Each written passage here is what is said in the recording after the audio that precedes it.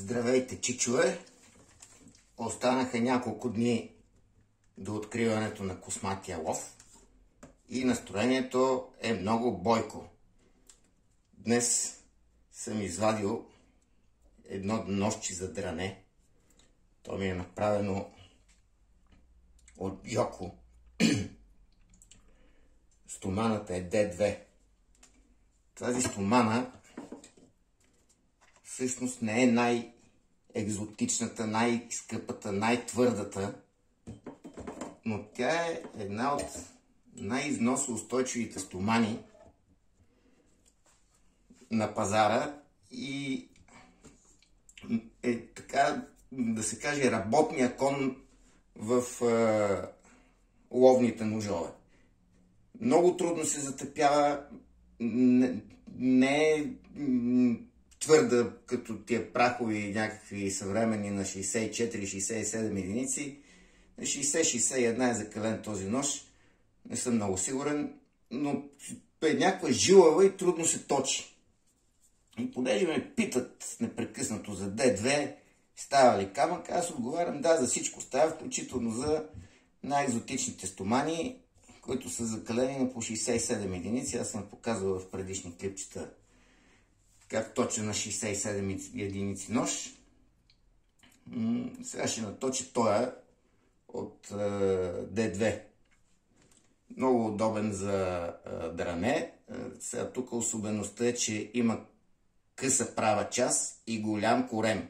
Тоест няма да търкаме повече време така, а ще трябва да правим и едно такова движение. Сложих си масло за шевна машина.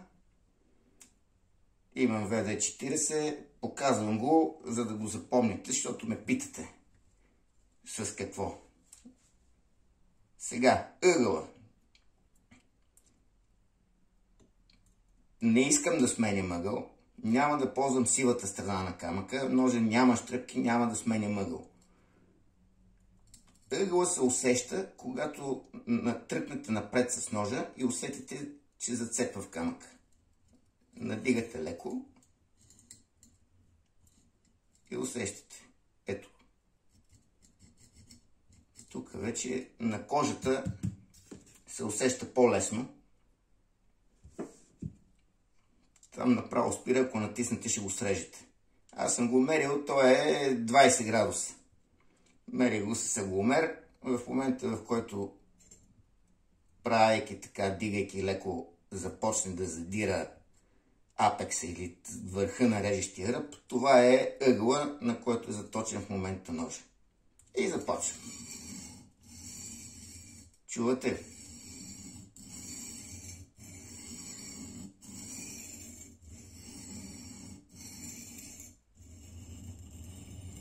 Сега това движение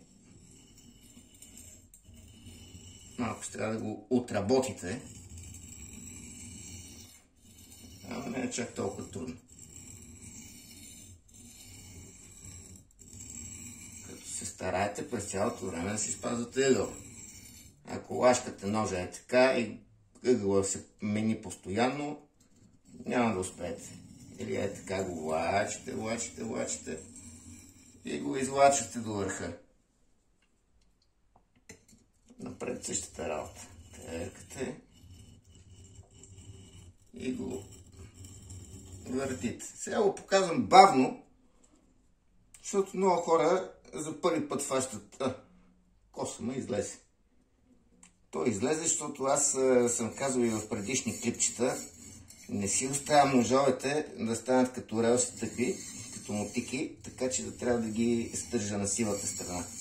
Тоест ножа, дори да е спрял да бръсне или да реже хартия, той има оформен режещ тръп. И му трябва едно освежаване, така че да минава през козината на прасето. Ето. Тук само на върха маничко. Косъма излезе навсякъде. Има филмче за косъма, той се напипва. Това е една стружка, която се напипва с пръсти, с някаква много силна лупа, сигурно се и вижда. С пръсти се напипва като первашче.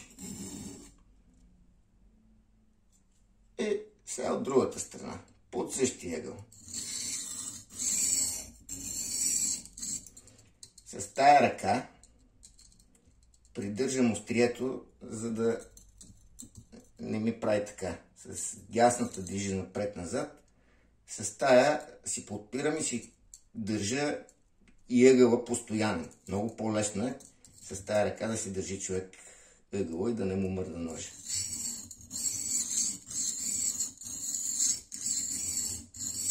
Чувате това стържане.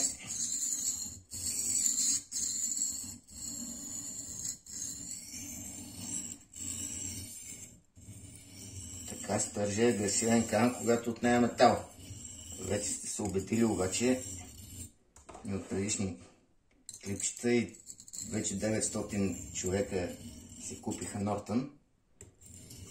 Всички те знаят, че на оранжевата страна на камъка, въпреки че е адски и агресивна, направо като шмиргъл, тя е много финна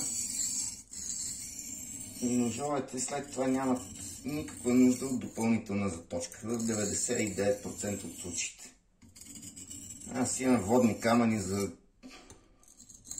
над 1500 лева, може би не съм ги смятал. Те са адски скъпи, до 12 000 грит, но ги ползвам единствено за връзначи. Защото един тъп нож, ако трябва да му оформя режеш тръпте първа на водния камък, който струва 200 лева една на Нива Professional, 400 грит, 3 дни ще си заминат в търкане и най-вероятно ще изкопая камъка, зависи колко е затъпен ножа. Трудно се оформя режеш тръп. Докато на Нортъна всякакви щръпки и поправки на другата страна, също и смяна на ъгъл, се случват почти мигновено с минимални усилия и на минимална цена, което е всъщност крайната цел на българския клиент. Ако може да е хубаво и ефтино. Това рядко се събира на един щанд, но Нортън е някакво изключение.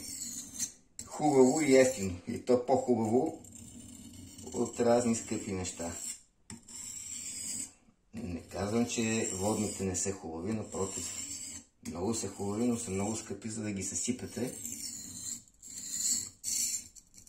Ако някой е суши майстор, след това първоначално заточване, може да го мине на някакъв друг камък, ако ще е рубинения китайски, който е 3000, ето и от тази страна излезе косъма, и чак след това да помисли за водни към по-високите гритове. 5 нагоре, до 5000 грит няма нужда да си купаете водните камъни. Даже от Нортъна може да скочите направо на 6000, но не говорим за водни. Говорим, че за 60 лева си редите тотото.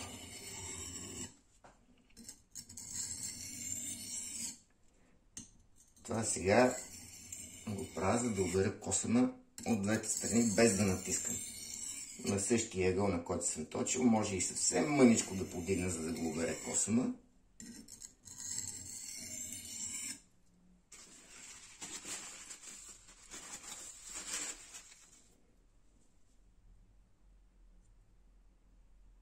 Го усещам в момента косъма.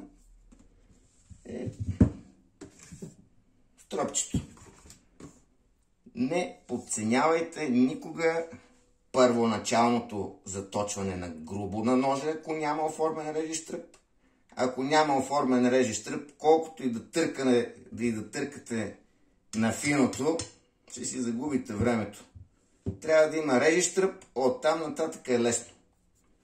Същото е и с тропа. Колкото и добре да е наточен ножа, може да не го усещате, и той да е много остър и да не го усещате, докато не го минете на стропа, защото той стропа обира някакви такива микро, и както ги обрах с това движение накрая върху камъка, големите мустаци, оставят микростружки, които не ги напивам с пръст, но кожата ги отнема. В случая съм я намазал с паста 7 микрона. Колкото по-фина, толкова по-добре.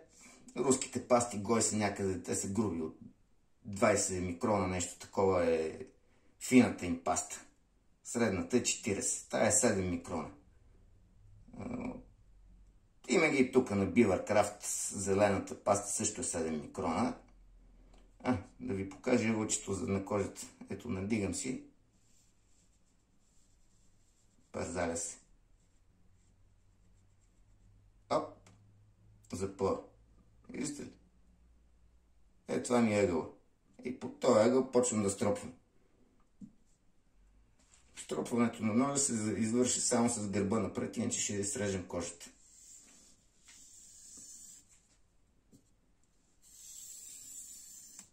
Кожата също си е бразив и с пастата чувате.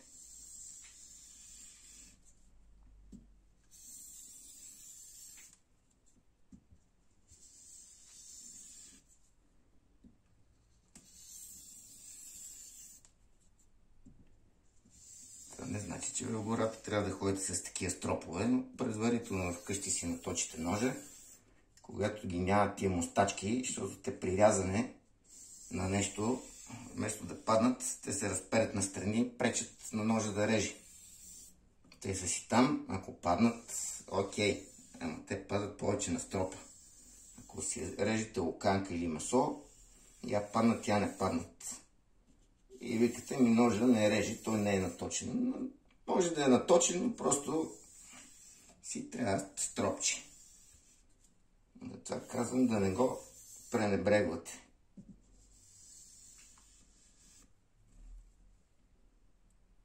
Имам чувството, че ножа е зловещо остър. Я да видим.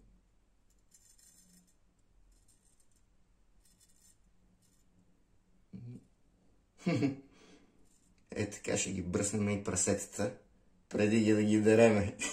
Насулка на всички и чао, чичове! До нови срещи!